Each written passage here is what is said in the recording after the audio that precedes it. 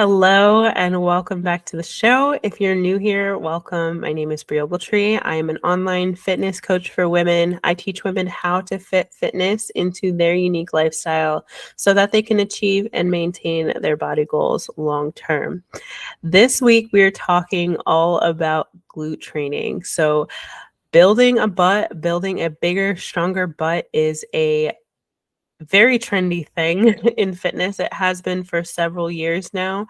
A lot of women are really interested in growing their glutes. So we're going to talk about that today and the different exercises that you should be incorporating in your training in order to build stronger glutes.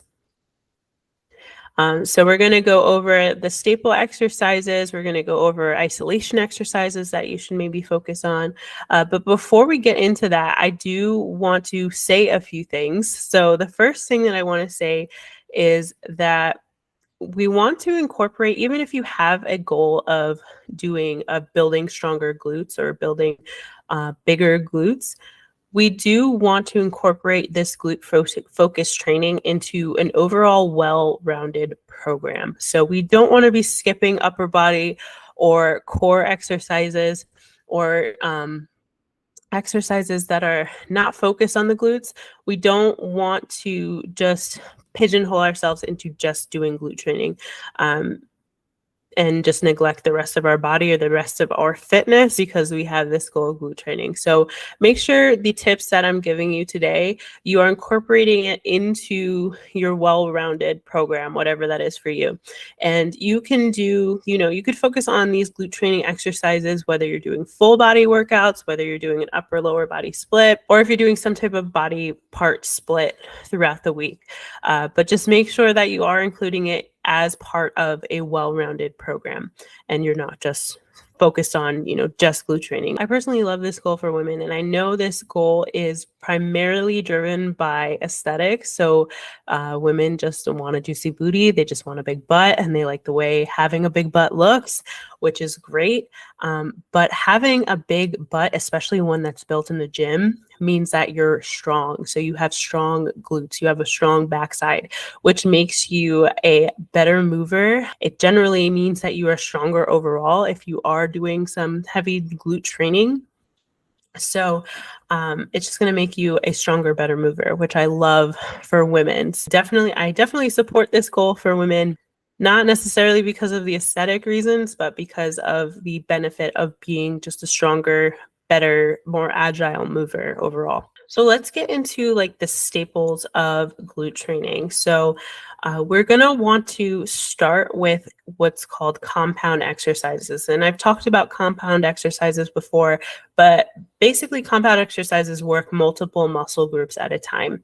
So when it comes to your glute training, you're going to want to start with compound lifts. So things like hinging, so like a hip thrust or a deadlift or a squat. Those are what are considered compound exercises because they're not just going to work your glutes, they're going to work your quads, they're going to work your hamstrings. So you're hitting things like multiple major muscle groups. They're going to hit your core as well. So you want to start with these because you can load these exercises the heaviest. And when it comes to glute training, your glutes can really take a lot of volume and they can take a lot of intensity or load when it comes to training. So starting with these exercises and starting heavy with these exercises, you can really load up your glutes and really maximize your glute building potential and your strength potential when it comes to building strong, bigger glutes. Now, if you know anything about glute training, the staple glute exercise that is pretty much industry-wide considered the best glute building exercise is the hip thrust. Now, there is a guy named Brett Contreras who kind of popularized, and I don't know if he invented it, but he definitely popularized the hip thrust. There's a lot of research on the hip thrust that he's done himself, that other researchers have done as well, that show that the hip thrust does have the most glute activation when it comes to training, especially in comparison to the squat, for example, or a variation of the squat.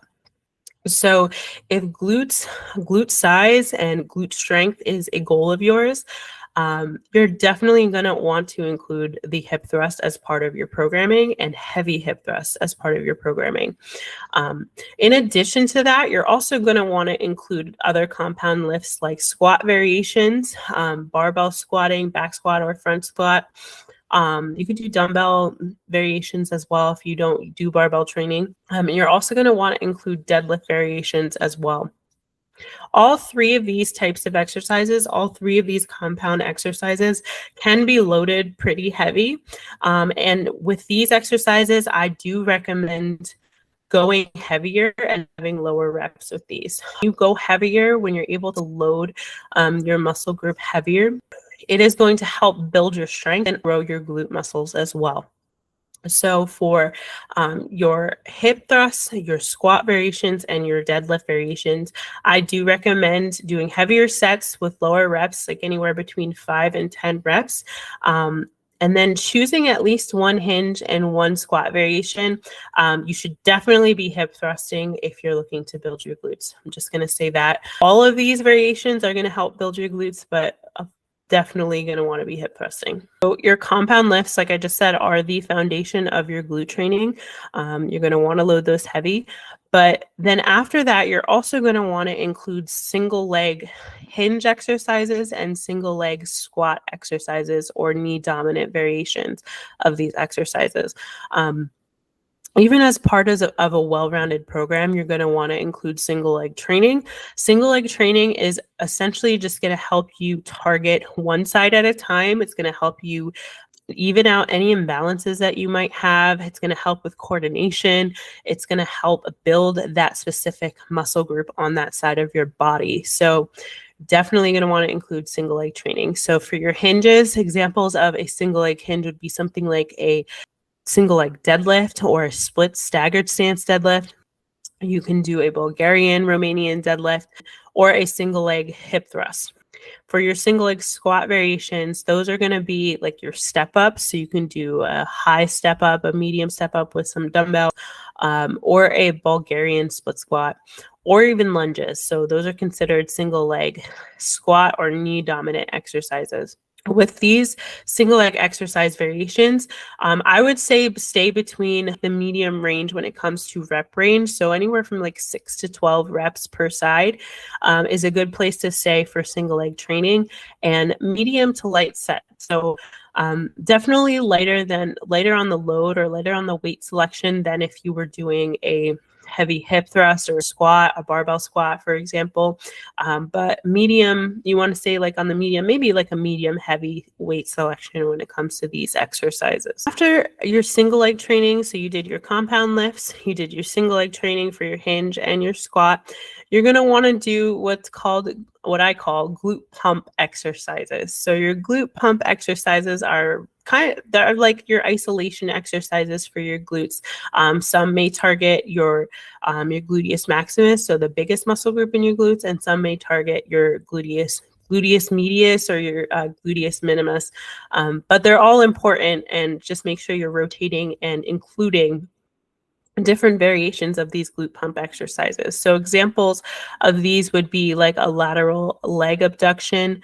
So with the cable, you could also do frog pumps. You can do cable kickbacks, so straight leg standing kickbacks. Sideline hip extensions are also another example of this, but they are very heavily targeted on the glute muscle. And with these glute pump exercises, you're going to want to do higher reps of these because they're going to be lighter. You're choosing lighter exercise selections for these exercises. So the reps would be anywhere from 10 plus. I've done, sets of 30 for some of these. Like for example, the frog pump, I've pumped out 30 to 50 at a time with a lighter dumbbell, or I've just done them body weight.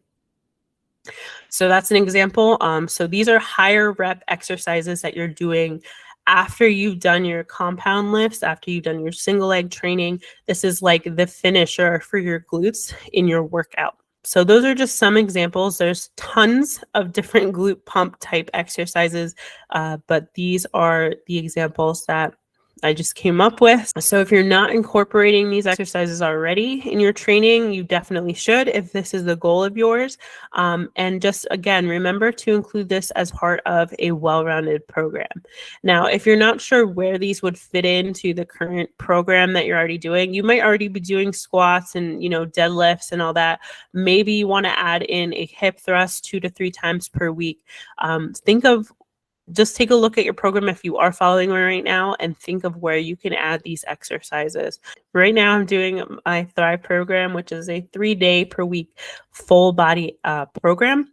I have already included a lot of this in that program, and it's spread out over the 3 days. So one day I might do a squat, the next day I'm doing a hip thrust, and the following day I have a deadlift as my primary lift for the day.